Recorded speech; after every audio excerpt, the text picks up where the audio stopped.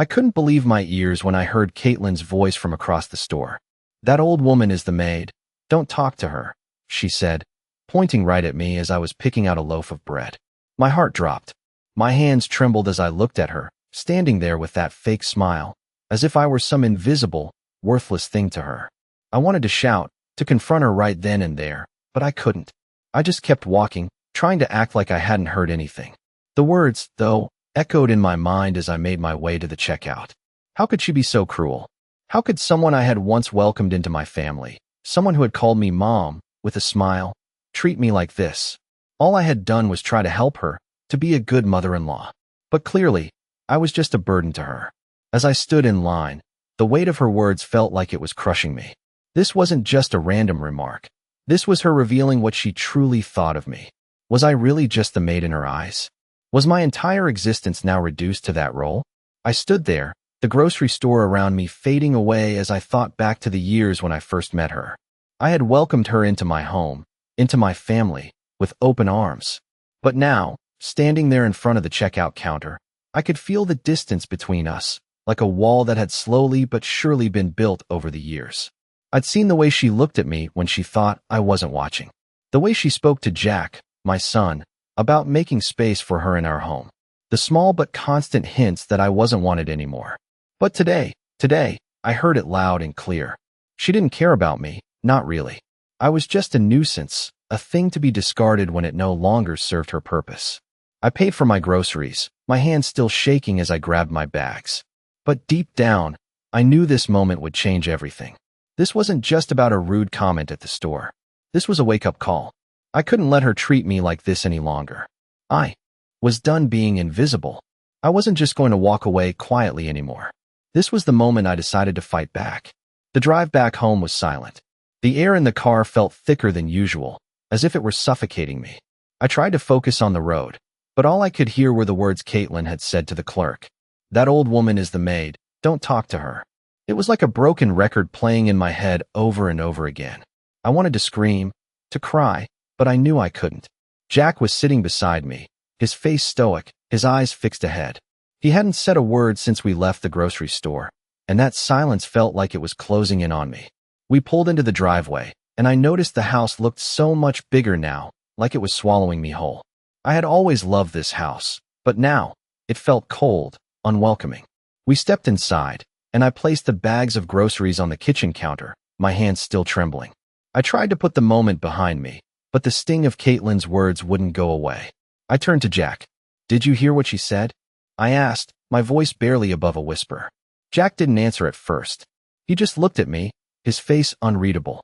"She's your daughter-in-law," I continued, trying to keep my voice steady. "She's been in this family for years. And yet, she spoke to me like that, in front of a stranger, in front of the clerk at the store. I've given her everything. I've opened my heart to her, and this is how she treats me." Jack's expression hardened, but he didn't say a word. It was like he was shutting me out, like he always did when things got uncomfortable. His silence spoke louder than any words he could have said. I turned away, unable to look at him any longer. I went to the living room, sat on the couch, and stared at the family photos on the wall. The images of us together, when Jack was younger, when everything felt simpler. I thought back to those days when he would sit with me, tell me about his day, and ask for advice. He used to need me, but now it felt like I was invisible to him, just like Caitlin made me feel. I closed my eyes and tried to remember a time when I didn't feel so alone in my own home. I thought about the Christmases we had celebrated together, the family dinners, the laughter that once filled this house. But those memories felt so far away now. I could feel the space between us growing, like a wall that was slowly being built, brick by brick. I knew Caitlin had always been distant, but this was different. This was a deliberate slap in the face. I hadn't done anything wrong. I had given my love, my support, and my home to her, and this is how she repaid me? I had no idea how things had gotten this bad. Was it because I had gotten older? Was I just a burden to them now, something they wanted to push aside? I didn't know the answers, but I was starting to realize something. I couldn't let her get away with this. I couldn't let them think they could just push me out of their lives. The house had always been mine and no else. We had built this life together, brick by brick, and I wasn't going to let Caitlin or anyone else take that away from me. As I sat there, Lost in thought, I knew I had to make a decision. I couldn't just let things go on like this. I had spent my life taking care of everyone else, always putting others first, but now it was time to think about myself. It was time to stand up for who I was and what I had built. I didn't know how yet, but I knew I would. I wouldn't be silenced any longer. I wouldn't let Caitlin walk all over me, or let Jack ignore me like I was nothing. They had no idea what I was capable of when I was pushed to my limits. And I was getting closer to that limit every day. I looked at the clock and realized how late it was. I needed to rest, but sleep seemed impossible. My mind was racing, and I couldn't shake the feeling that everything was changing, that things would never be the same again. I took a deep breath, stood up, and walked over to the window, looking out at the empty driveway. For the first time in years, I felt a sense of determination. I wasn't just going to roll over and let them take everything from me. I would find a way to protect myself, to keep my home, and to make sure they knew that I still had power. I had been quiet for too long, but not anymore. I sat at the kitchen table the next morning, the sunlight pouring through the window, casting long shadows across the room. The house felt strangely quiet, like a part of it had already been taken away. My hands rested on the table, fingers tapping nervously. I had not slept well last night, the images of Caitlin's words still echoing in my mind. My thoughts were a tangled mess, like a knot I couldn't untie. I needed to do something. I couldn't just sit back and let them walk all over me. Not anymore. I had raised Jack to be strong, independent, to make decisions for himself. And now, here I was, feeling like an outsider in my own home, a stranger to the very people I had loved and cared for all these years. I had given so much of myself to them, to Caitlin, to Jack. But now, it felt like it meant nothing. I took a deep breath and picked up the phone. It was time to start making some calls. The first call was to my attorney. I needed to know where I stood legally. I needed to make sure my home, the place I had built with Noelle, was protected. I had no idea what Caitlin and Jack were planning, but I wasn't going to let them take everything from me. Not without a fight. The lawyer, a calm and professional woman named Linda, answered on the third ring. I explained the situation briefly, leaving out no details. I told her about the comment Caitlin had made at the store, the way I felt like an intruder in my own family, and the silence from Jack that had followed. Linda listened intently, asking questions when necessary, and then she spoke. "You have rights, Eleanor," she said, "and no one can take that away from you. The house is yours, and you've built a life here. You have every right to protect it." I felt a weight lift off my shoulders. For the first time in days, I felt a spark of hope. Maybe I could take control of this situation. Maybe there was something I could do. I thanked Linda and hung up, then picked up the phone again, dialing a number I had not called in years. It was time to reach out to an old friend. Sarah, a woman I had known for decades, who used to be a neighbor before she moved away. She had always been the one to give me sound advice when I needed it. I wasn't sure why I hadn't called her sooner. She answered quickly, her voice warm and familiar. I told her everything. About Caitlin's comment, how I felt about Jack's silence, and how my world had seemed to crumble overnight. "You've always been strong, Eleanor," she said softly. "You've survived harder things. This is just another hurdle. But you don't have to face it alone. I'm here for you always." Her words were like a balm to my soul. For the first time in a while, I didn't feel so alone. We talked for a while longer, and when I finally hung up, I felt a sense of peace that had eluded me for days. But I knew this was just the beginning. I couldn't keep pretending that everything was okay. I couldn't go back to the way things were. Something had to change. I stood up and walked over to the window, looking out at the garden. The flowers that Noelle had planted were still blooming, vibrant, and full of life. It was a reminder of everything we had built together. A reminder that I wasn't ready to give it all up just yet.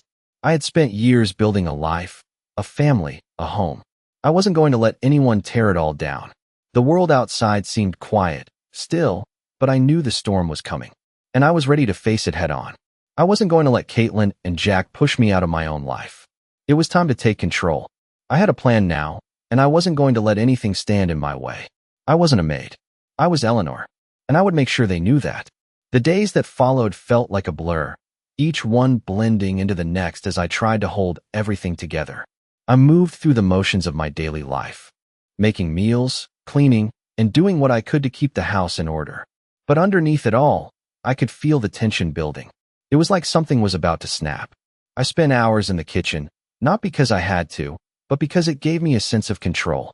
In the silence of my home, the only sound was the chopping of vegetables or the hum of the oven. And when I looked out the window at the garden Noelle had tended to for so many years, I couldn't help but feel a sense of loss. It wasn't just the garden that had changed, it was everything. The more I thought about it, the more I realized I had been living in a bubble, pretending that everything was fine when, in reality, it was falling apart. Caitlin's words kept ringing in my ears. That old woman is the maid. Don't talk to her. It was impossible to ignore the way she'd made me feel small, like I didn't belong in my own life. I wanted to confront her, to demand an explanation, but I knew that would only make things worse. No, I needed a different approach. I had to find a way to stand my ground without losing myself in the process.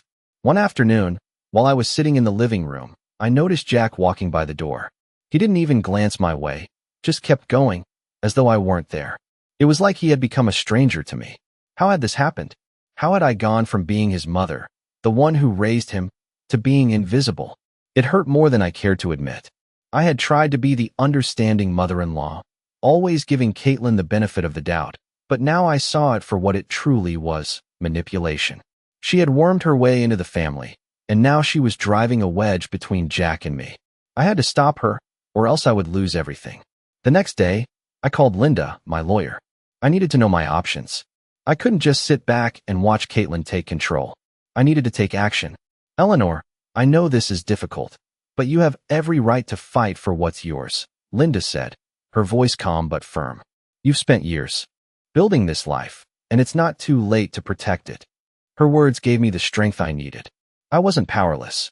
I had rights, and I wasn't going to let anyone strip them away from me. The following weekend, I invited Jack and Caitlin over for dinner.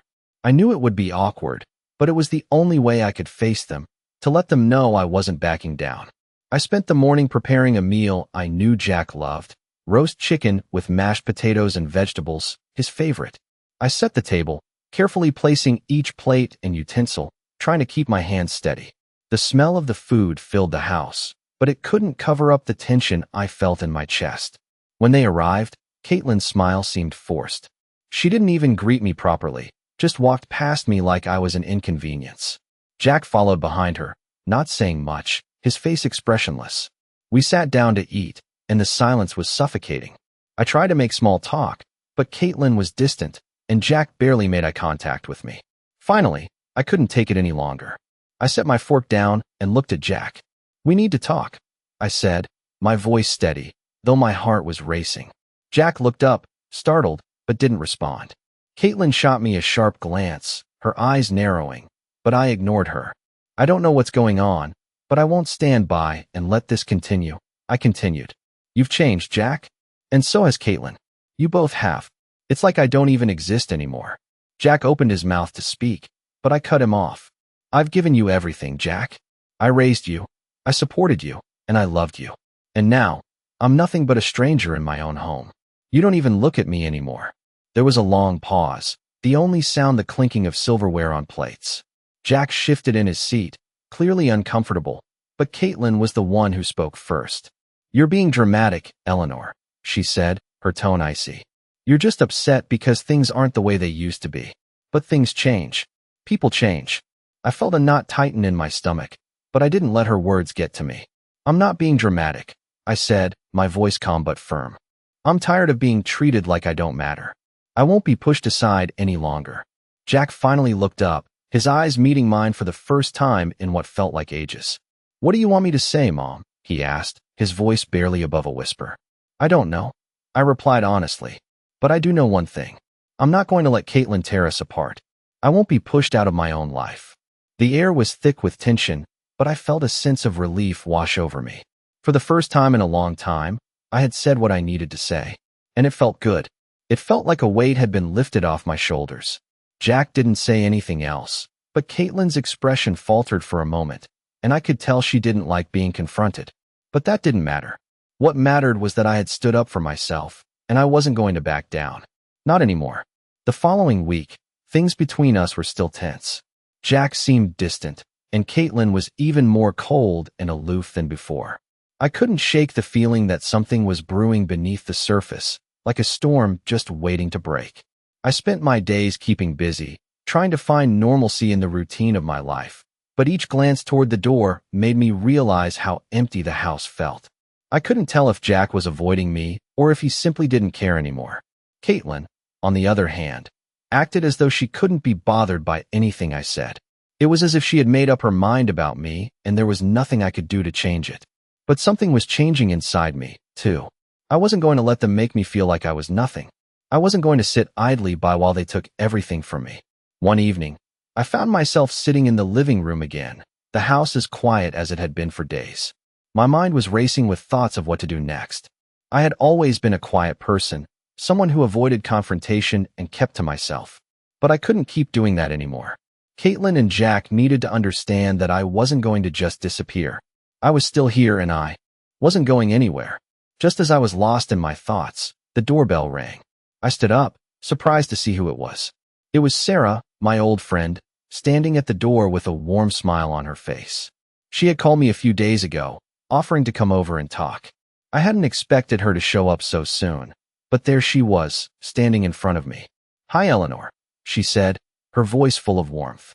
"I hope I'm not interrupting anything." I smiled, relieved to see a familiar face. "No, not at all. Please come in." She stepped inside, and I led her to the living room. Sarah sat down across from me, her eyes searching my face. She had known me long enough to see through my facade. She could tell something was wrong, even before I said a word. "How have you been holding up?" she asked softly. I took a deep breath, trying to gather my thoughts. "It's been hard, Sarah," I said quietly. "I don't know what's happening with Jack or Caitlin. It's like I don't even exist anymore. I've given so much to them, to this family, and now." I trailed off, not sure how to finish my sentence. Sarah reached out, placing a comforting hand on mine. "You don't have to explain it all," she said gently. "I can see it in your eyes. You're hurting, and it's not fair. But Eleanor, you are stronger than this. You've been through so much, and you've always come out on top." Her words were like a balm to my soul, and I felt the weight of the world shift a little. It was the first time in days that I didn't feel completely alone. We spent hours talking, and with every word she said, I felt the tension inside me begin to melt away. She reminded me of the person I used to be, the woman who didn't let anyone walk all over her. The woman who had a voice and wasn't afraid to use it. I realized then that I had lost that part of myself somewhere along the way, and it was time to get her back. After Sarah left, I sat for a long time, just thinking. She had given me the strength to see things more clearly. I wasn't powerless. I had every right to stand up for myself. The more I thought about it, the more I knew what I needed to do. I needed to take control of my life again. I wasn't going to let Caitlin take my place, and I wasn't going to let Jack ignore me. They had both made their choices, but I wasn't going to let them define my future. I wasn't going to sit around waiting for things to get better. It was time for me to take action. The next morning, I called Linda again, this time to discuss what steps I could take to secure my future. I was determined now more than ever to protect myself, to make sure no one would ever make me feel like I was invisible again. I wasn't going to let Caitlin control my life, and I certainly wasn't going to let Jack turn his back on me. I was stronger than I had given myself credit for. I had to believe that. As the days went by, I started making small changes. I stood up to Caitlin when she made her little jabs, not letting them slide by as I had done before. I started asserting myself more with Jack, refusing to let him avoid me any longer. It wasn't easy, but it felt good. I wasn't the woman I had been before, sitting quietly and waiting for things to change.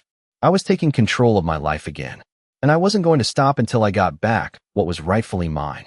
It had been a week since I started standing up for myself, and the changes were already starting to show. Caitlin's attitude toward me hadn't softened, but I didn't care anymore. I wasn't going to let her treat me like I was invisible. I knew it wouldn't be easy, but I had come too far to back down now. Jack was still distant, but there was something different in his eyes when he looked at me. It wasn't much, but it was enough to make me think that maybe, just maybe, he was starting to see me again. One afternoon, as I was sitting in the kitchen, I heard the sound of a car pulling into the driveway. I stood up, wondering who it could be. When I looked outside, I saw Jack getting out of his car, his face serious, but not angry. He walked toward the door, and I felt a knot tighten in my stomach. It had been a while since we'd had a real conversation, and I wasn't sure what to expect. He knocked gently before stepping inside. "Hey, Mom," he said, his voice softer than usual. Can we talk? My heart skipped a beat, and I nodded, gesturing for him to sit down at the kitchen table. Of course. What's on your mind? I asked, trying to keep my voice steady. Jack hesitated for a moment, then looked at me with a look I hadn't seen in a long time. Regret. I know things have been weird between us, he began. I've been distant, and I'm sorry. It's just, with everything going on, I didn't know how to handle it. I could feel my breath catch in my throat. This was the conversation I had been waiting for, the one I had hoped would come. I took a deep breath and sat back in my chair, giving him the space to speak. I know I've been shutting you out, he continued. And I'm sorry for that. I was angry at you, and I shouldn't have been. I've been so caught up in everything with Caitlin that I didn't even realize how much I was pushing you away. His words stung, but they also felt like a weight lifting off my chest. It was the first time in a long time that I felt like he was really seeing me again, really hearing me. Jack, you don't have to apologize for anything, I said quietly. I know it hasn't been easy for you, and I understand. But you have to know that I've always been here for you, no matter what. I never wanted to push you away. I just wanted to be a part of your life. Jack looked at me with tears in his eyes, and for the first time in so long, I saw my son again, the one I had raised, the one who once needed me. I know, Mom, he whispered, and I've been a fool. I've let Caitlin come between us, and I shouldn't have. I promise you, I won't let that happen again. I could feel the tears welling up in my own eyes, but I didn't let them fall. I didn't need to cry anymore. I had spent too many years crying over things I couldn't control. But this was different. This was a chance to rebuild what had been broken. I just want us to be a family again, I said softly, my voice barely above a whisper. Jack nodded, wiping his eyes. We will, Mom. I promise. I'll fix this. For the first time in a long time, I believed him. The road ahead wasn't going to be easy. Caitlin wasn't going to change overnight, and there were still things I needed to figure out for myself. But for the first time in years, I felt like I wasn't alone anymore. I had Jack back, and that was enough for now. After Jack left, I sat down at the kitchen table, taking a moment to process everything. It felt like a weight had been lifted from my shoulders, but there was still so much left to do. Caitlin wouldn't just go away. She had her claws in Jack, and I knew it wasn't going to be easy to tear them out. But I wasn't afraid anymore. I had the strength to fight for myself and my family. And I would fight, no matter what it took. As the evening passed, I went to bed feeling a sense of peace I hadn't felt in years. I knew there were still challenges ahead, but for the first time, I felt like I was finally taking control of my life again. I wasn't just the old woman in the corner anymore. I was Eleanor, and I was ready to stand up for what I deserved. The next few days felt like a strange balance of uncertainty and determination. Jack seemed to be making more of an effort to connect with me, and I appreciated the change, but I could tell that things weren't quite right yet. Caitlin, however, remained just as distant and cold as before. It was clear that she was still trying to exert control over Jack, even as he slowly began to pull away from her. I couldn't help but feel a mix of relief and concern. Relief because, for the first time in ages, I felt like I had a piece of my son back. Concern because Caitlin's grip on him was still so strong. I knew she wasn't just going to let go without a fight. One afternoon, I sat in the living room, looking through old photo albums. I found myself staring at pictures of Jack as a child, laughing and playing in the backyard. Those were the days when he would run into my arms after a long day at school, eager to tell me about his day. Now, it felt like he was a stranger in some ways.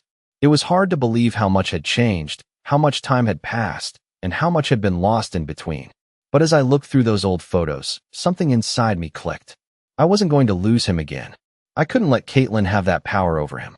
I wasn't going to be a passive bystander in my own life. I had spent too many years watching and waiting, hoping that things would get better on their own. But that had never worked. This time, I was going to fight for my family. That evening, I decided to take matters into my own hands. I didn't know exactly what I was going to do, but I knew I had to act. I needed to talk to Caitlin. I needed to make her understand that she couldn't keep treating me like I didn't matter, like I was nothing more than a shadow in the background. I wasn't going to let her control the narrative any longer. The next day, I called her. She didn't answer the phone, so I left a message. Caitlin, we need to talk. I won't tolerate being treated the way you've been treating me. This family means everything to me, and I won't let you tear it apart. I'm asking you to meet me, and we'll discuss this like adults. I'm not going anywhere. I didn't know if she would listen, but I had to try. I had to take a stand. A few hours later, I received a call from her. "What's this all about, Eleanor?" she said, her voice cold as always. "You think you can just demand my attention after everything that's happened?" I took a deep breath. "I don't think I'm demanding anything," I said calmly. "I'm asking for respect. For once, just listen to me."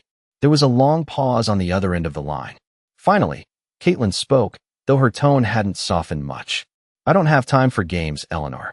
If you think I'm going to change because of your little speech, you're wrong. I have my own life to live, and I don't need you interfering."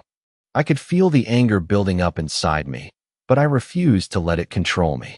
"I'm not trying to interfere with your life," I said firmly. "I'm trying to protect my family. I'm trying to protect my son. You've made it clear that you don't care about me, but I will not let you take everything I've worked for. I won't let you take Jack from me." Another pause. This time, it felt like the air was thick with tension. "You can't stop me, Eleanor," Caitlin replied, her voice low and almost mocking. "Jack is mine now. He doesn't need you." My heart clenched, but I didn't back down. "Jack may be your husband, Caitlin, but he's also my son, and I will fight for him, just like I've always fought for him. I won't let you come between us." There was a sharp breath on the other end of the line. "You're wasting your time," she said, her voice trembling slightly. "But if you want to keep playing this game, fine. Let's see who wins." I hung up the phone, my heart pounding in my chest. I didn't know what Caitlin's next move would be, but I had finally drawn a line in the sand. I had let her know that I wasn't going to back down, that I wasn't going to let her control my life any longer. The next few days were filled with uncertainty.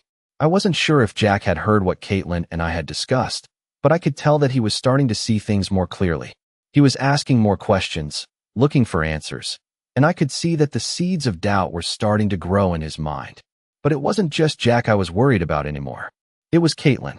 She wasn't going to give up without a fight, and I knew that.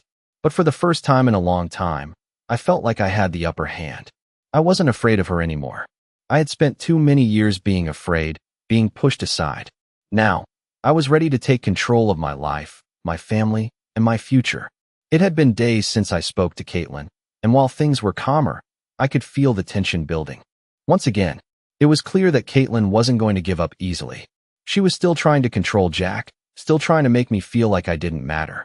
But something was different this time. I wasn't backing down. I had made up my mind, and I was prepared to do whatever it took to protect myself and my family. The change in Jack was subtle but undeniable. He had stopped avoiding me. We started talking again, even if it was just about everyday things.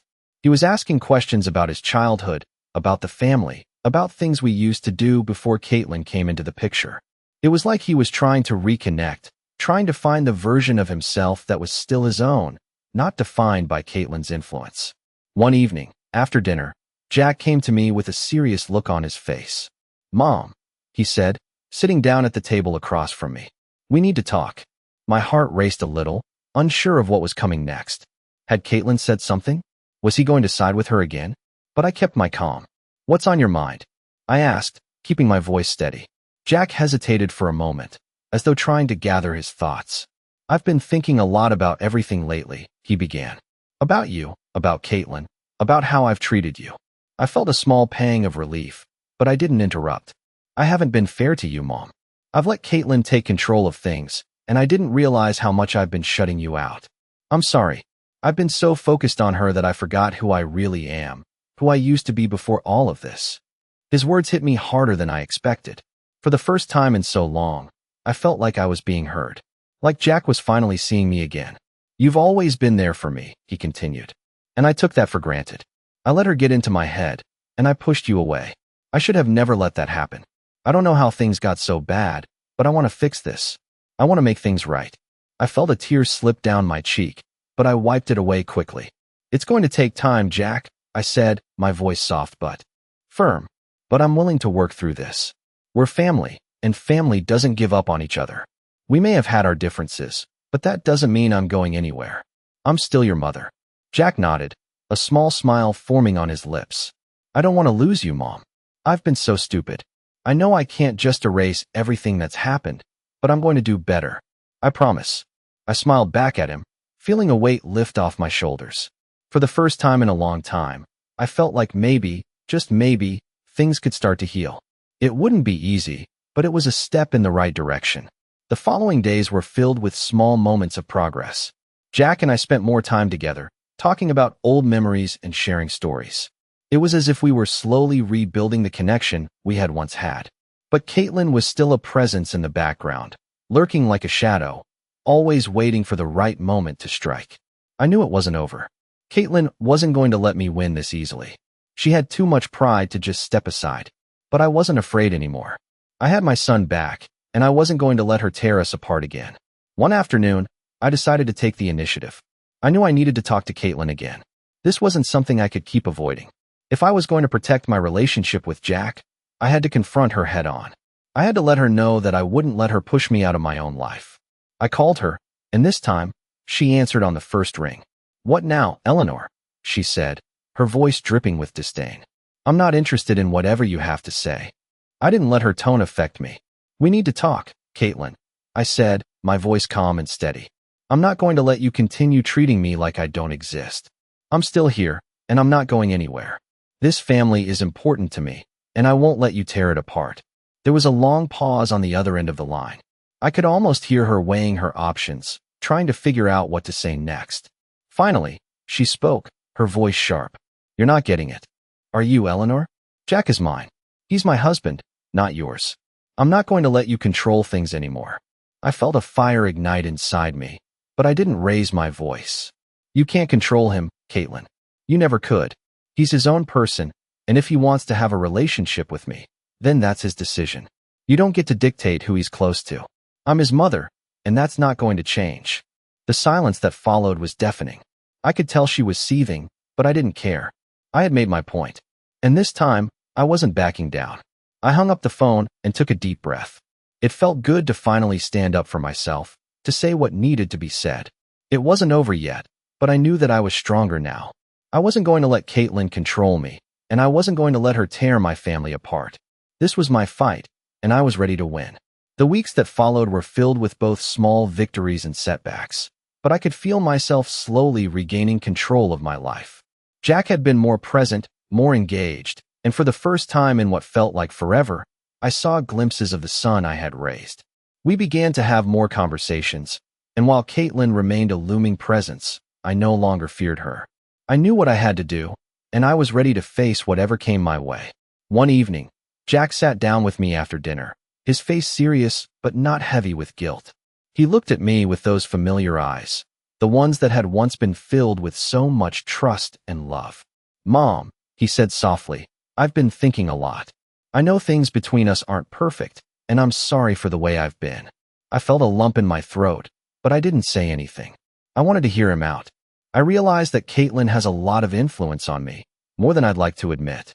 I let her drive a wedge between us, and I'm not proud of that. But I want you to know, I don't want to lose you. I've been blind to how much I've hurt you. I should have stood up for you a long time ago, and I'm sorry I didn't. My heart swelled. This wasn't the conversation I'd hoped for, but it was the one I had needed. Jack was admitting his mistakes, something I hadn't heard in years. He was finally taking responsibility, and I knew that was a step toward healing. "I know, Jack," I said quietly. "I know it's been hard, and I know you've been caught in the middle. But I want you to understand, I'm still your mother. I've always been here, and I always will be. You don't have to choose between us, but I need you to respect me too." Jack nodded, his eyes glistening slightly. "I will, Mom. I promise." As the days passed, I could see that Jack was trying. He had started taking small steps to distance himself from Caitlin's manipulation, though I knew it wouldn't be easy. The bond we were rebuilding was fragile, but it was real, and that was enough for now. Yet, even as things began to improve between Jack and me, Caitlin's presence loomed large. She wasn't someone who would take a step back without a fight. I knew she would try to pull Jack back into her web, and I needed to be ready for that. One afternoon, I found myself standing at the kitchen window, watching the sun dip below the horizon. The soft light reminded me of the days when Noel and I would sit together, watching the same view, talking about everything and nothing at all. I missed him so much, but I knew I couldn't let that loss define me. I had to keep moving forward, for myself and for Jack. He needed me, and I wasn't going to let him slip away again. Just then, the doorbell rang.